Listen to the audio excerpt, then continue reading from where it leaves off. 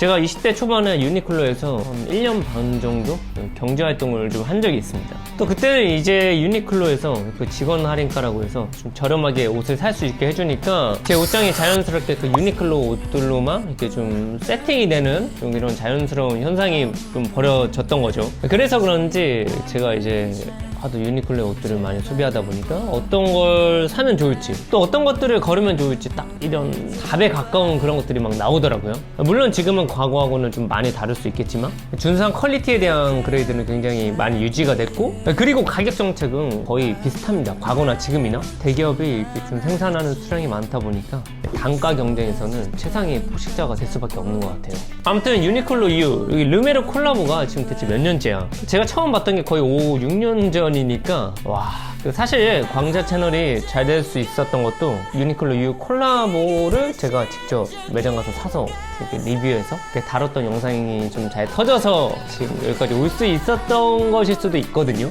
네, 심지어 그 당시에 구매했던 이 카디건은 아직도 그 소장하고 있습니다. 아무튼 유니클로나 그 르메르가 바보도 아니고 이렇게 단연간 콜라보를 하는 이유가 있지 않을까요? 그래서 유니클로 측에 연락을 해서 옷을 좀 대여해 왔습니다. 그리고 오늘 영상의 주제, 유니클로 이후 지금도 살만한가? 저는 이 브이넥 세터가 너무 좋더라고요. 개인적으로 이번 콜라보 중에 가장 르메르스러운 아이템이라고도 좀 생각이 되고, 좀 약간 간결함 속에 미학이 느껴진다고 해야 되나? 사실 뭐 이렇게 보면 좀 브이넥 형태라 좀 낯서실 수 있습니다. 좀 변태처럼 보일 수도 있고. 근데 저는 이제 이거를 거울을 이렇게 보고 봤을 때 좀 굉장히 좀 섹시하면서 뭔가 굉장히 디자인틱하고, 그래서 왜 그런 거 생각을 해봤는데, 이게 보니까 립이랑 바디랑 이게 짜임 형태가 다릅니다. 이게 약간 정말 미세하게 그 짜임에 대비를 줘서 보여지는 텍스타일이 굉장히 고급스러운 것 같아요. 특히 이런 4개의 깊이랑 그 소매 실루엣의 완성도가 굉장히 높습니다. 올해 이런 브이넥 형태의 아이템들이 좀 많이 조명되고 있으니까 제 생각에는 엄한 거 소비하지 마시고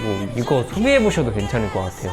그리고 셔츠를 굉장히 궁금해하실 것 같은데, 이 제품은 오버사이즈 스트라이프 셔츠입니다. 사실 유니네가 원래부터 셔츠를 굉장히 잘 만들었습니다. 이 셔츠도 굉장히 멋진데 이게 오버 실루엣인데 대중들이 막 부담스러워할 만한 그런 오버핏은 아니에요. 이게 좀 특이한 게 사이드에 이렇게 슬릿이 있거든요. 그래서 좀 더 쉽게 빼서 입을 수가 있고, 일반 셔츠를 빼서 입을 때보다 좀 더 스타일리시하기도 하고, 저처럼 데님이나 뭐 치노 팬츠도 괜찮고요. 뭐 슬랙스 등 거의 모든 팬츠랑 하이브리드하게 즐기기 좋은 셔츠인 것 같습니다. 그리고 저는 개인적으로 지금 착용하고 있는 체크 셔츠도 너무 이뻤어요. 특히 이 브라운 컬러가 진짜 컬러감이 진짜 예쁩니다.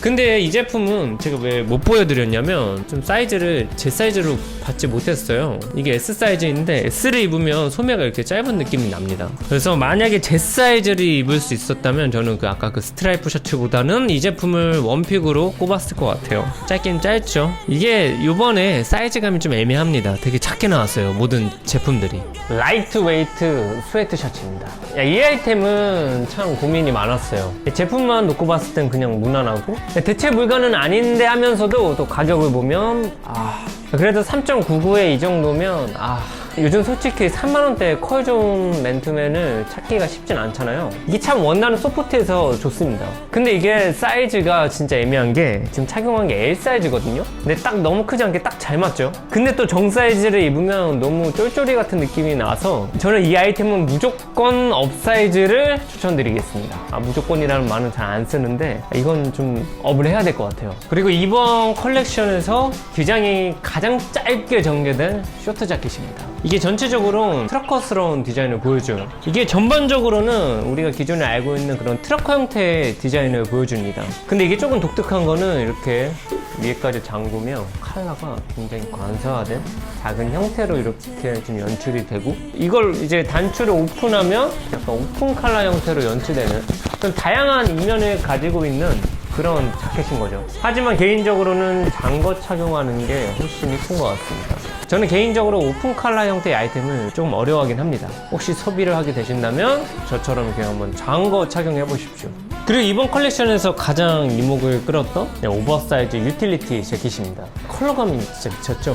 디자인적으로 봤을 때 제 기준으로는 좀 프렌치 워크 자켓이랑 필드 자켓들의 그런 특징들을 가지고 와서 이렇게 좀 재해석을 한 것 같습니다. 근데 활동성을 더 독려하기 위해 좀 이게 좀 큼직큼직한 느낌이에요. 참고로 S 사이즈입니다. 근데 이제 다른 것들은 오늘 뭐 스웨셔츠만 해도 L 사이즈, 다른 제품들은 다 미디움을 거의 착용했는데 이건 또 스몰이 맞습니다. 그러니까 요번에 사이즈 전개가 좀 진짜 애매해요.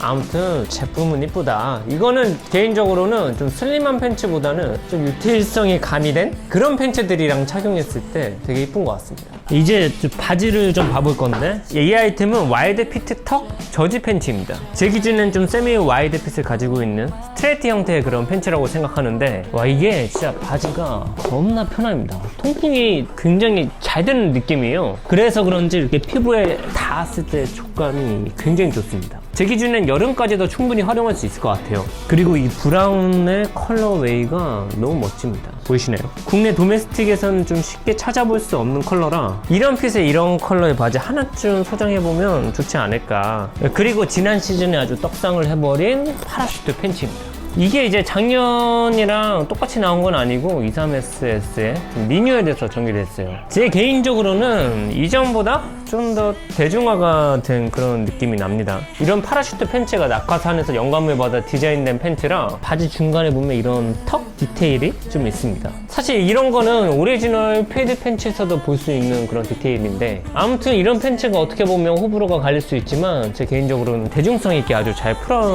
낸 것 같습니다.